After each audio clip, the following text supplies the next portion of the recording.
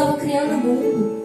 Porque Jó ali, devido a tantas desgraças que aconteceu na vida dele, Jó começou a questionar Deus. Jó começou a falar assim, não, eu preferia ter morrido, né? E às vezes nós fazemos isso, às vezes nós queremos questionar a Deus, e Deus ele não se agrada desse tipo de comportamento. Vamos deixar as coisas na mão do Senhor, vamos deixar as coisas fluir de acordo com a vontade do Senhor. Veja também que Pedro, devido ali àquela personalidade que ele tinha, ele cortou a orelha do soldado chamado Malco. Por quê? Porque ele queria defender Jesus, né? E aí Jesus respondeu em João 18:11, ele respondeu: guarde a sua espada de volta na bainha. Acaso não beberei o cálice que o Pai me deu? Ou seja, Jesus repreendeu Pedro.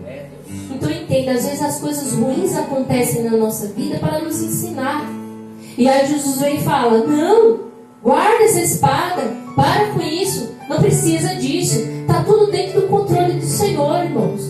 Às vezes você fala: nossa, mas eu estou com tantos problemas que não é possível estar servindo a Deus e estar com tantos problemas. O Senhor te fala hoje, Ele está no controle. É um processo que é necessário, irmãos, nós passarmos.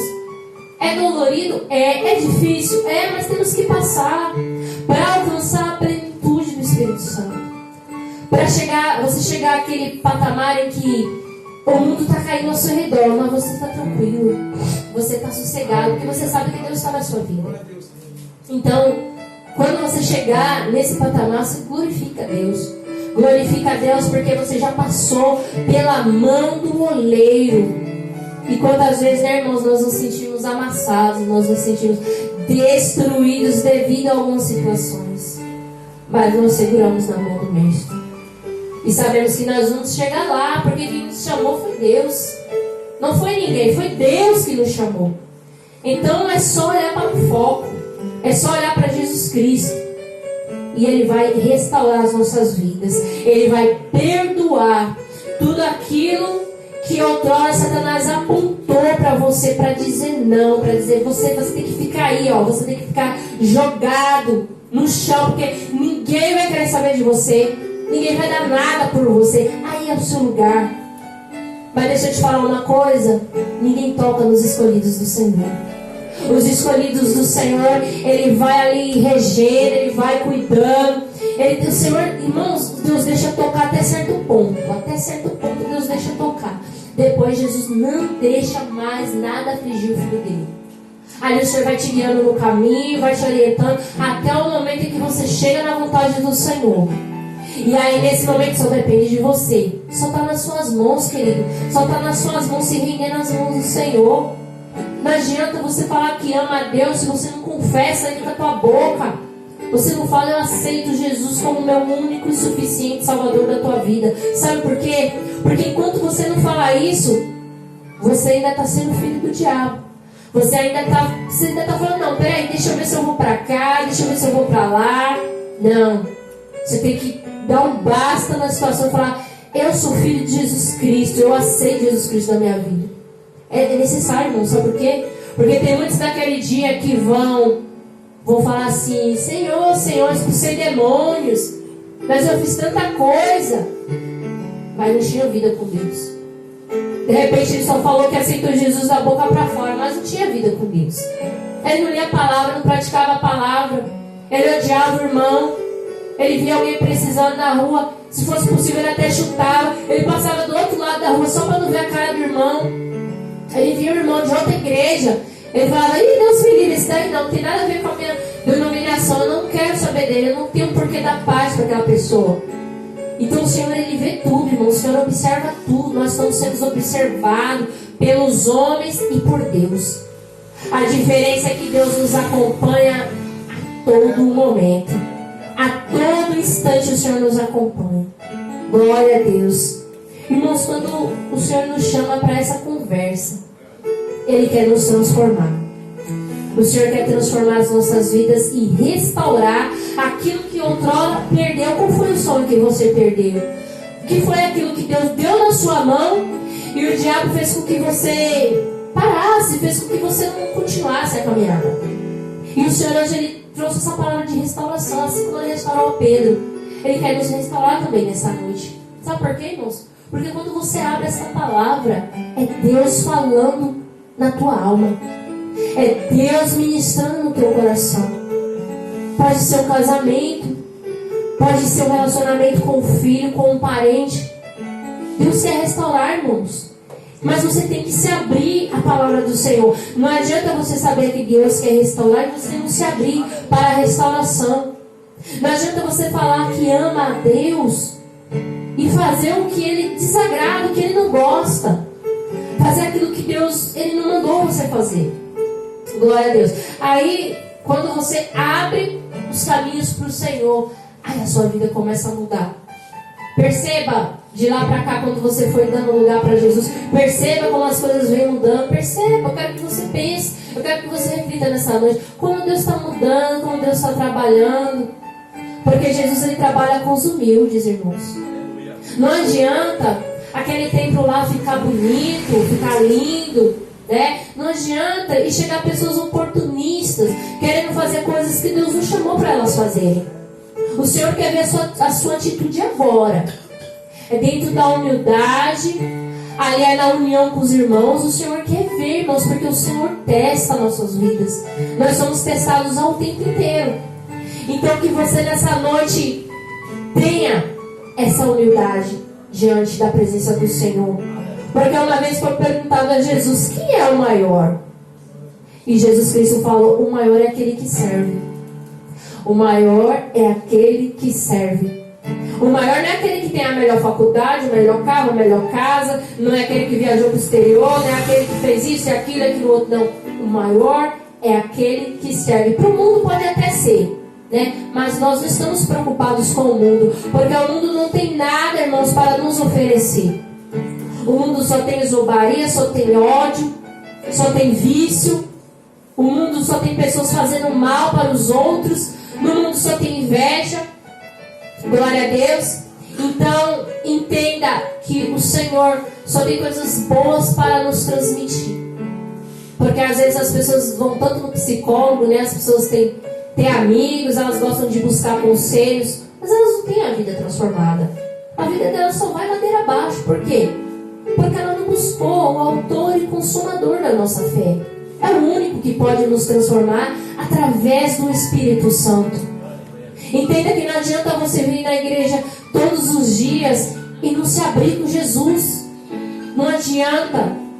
Não adianta você vir todos os dias nas igrejas e ter ódio do teu irmão. Não adianta você vir todos os dias e não perdoar o teu irmão. Não adianta. A palavra fala que você tem que perdoar para você ser perdoado.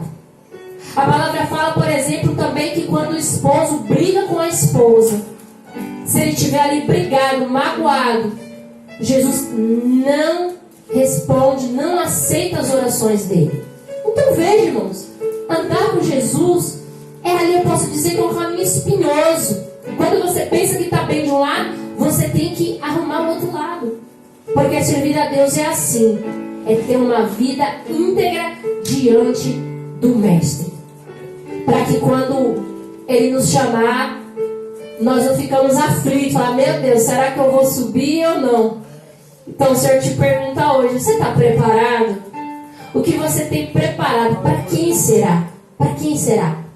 O Senhor faz essa pergunta para você hoje também. Além de perguntar se você realmente o ama. Glória a Deus. No verso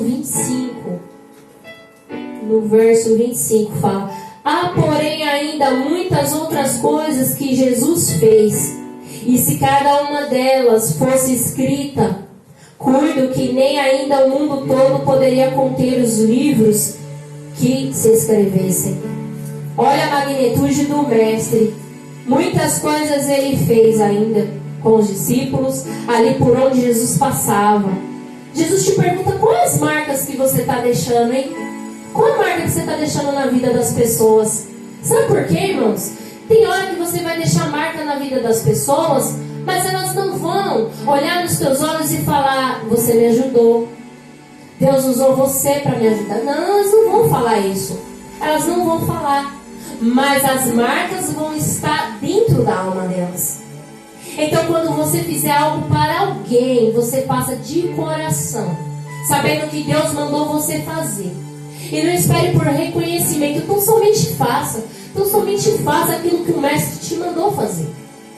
E não fique esperando fulano falar, fulano te elogiar. Não fique esperando não. Apenas fale ao mestre: Senhor, faça de mim aquilo que tu queres. Seja feita a tua vontade, não a minha. Porque às vezes nós achamos que nós sabemos de alguma coisa. Deixa eu te contar um segredo. Nós não sabemos de nada. Quem sabe do nosso futuro é somente Deus. É somente Ele que tem traçado os nossos caminhos para que nós chegássemos diante da presença do Mestre. Glória a Deus.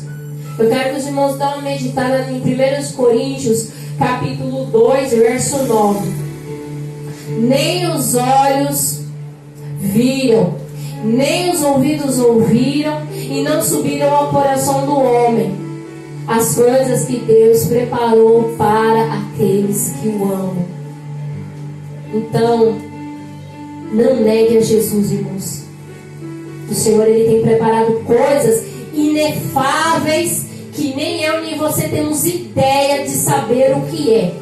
Nós não temos noção do que está preparado para nós. Então, aceita a pancada, continua. Seja soldado do mestre, seja ministro do mestre, continua fazendo, continua trabalhando, que Deus vai te honrar nessa terra. Saiba que tem algo preparado para minha e para a sua vida. Observa que os estudiosos já viram que é importante a pessoa ter algo espiritual, se apegar a Deus, porque Deus transforma vidas, Deus restaura vidas, Deus modifica vidas. E que você seja, irmãos, um instrumento nas mãos do Senhor. Ajude que você puder, aonde você estiver. Floresça aonde Deus te plantar. Não somente para a tua família, mas para os outros também. A ponto de alguém olhar e falar: aquela pessoa me ajudou, aquela pessoa foi uma atalaia nas mãos do Senhor quando eu mais precisei. Faça isso, irmãos. Porque tem coisa que Deus não vai descer do céu para fazer, Ele quer que você faça. A obrigação é sua fazer. Então você não se acovarde. Não se acovarde de achar: não, mas tem nada a ver. Não, tem a ver sim. Se Deus colocou no teu coração para você fazer, você vai e faça diante da presença do Senhor.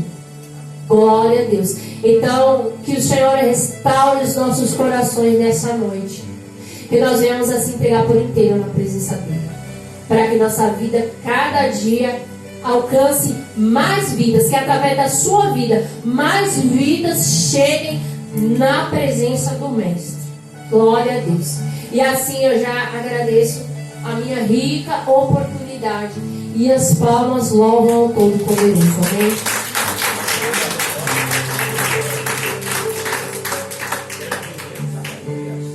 Aleluia, louvado seja Deus. Que Deus continue usando a vida da minha esposa, para minha honra, sentar para ouvir.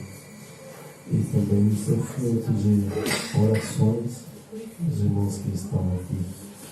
Desde o começo, sabe, no começo minha esposa ouviu, mas não foi. Estava muito empenhada, mas irmãos, quando acontece essas coisas, não adianta brigar, não adianta ficar questionando, vai orar. Eu fui orar e Deus, tudo no tempo de Deus. Deus respondeu. Tinha dia que eu vinha, eu falei: bom, eu não vou hoje. Eu murmurava, não brigava, pegava minha Bíblia e vinha, porque foi Deus que colocou esse propósito em nossas vidas. E com o passar do tempo, no tempo certo, Deus foi agitando, arrumando as coisas, Deus foi agradando, Deus foi falando, Deus foi mudando. E Deus está usando ela poderosamente hoje na palavra.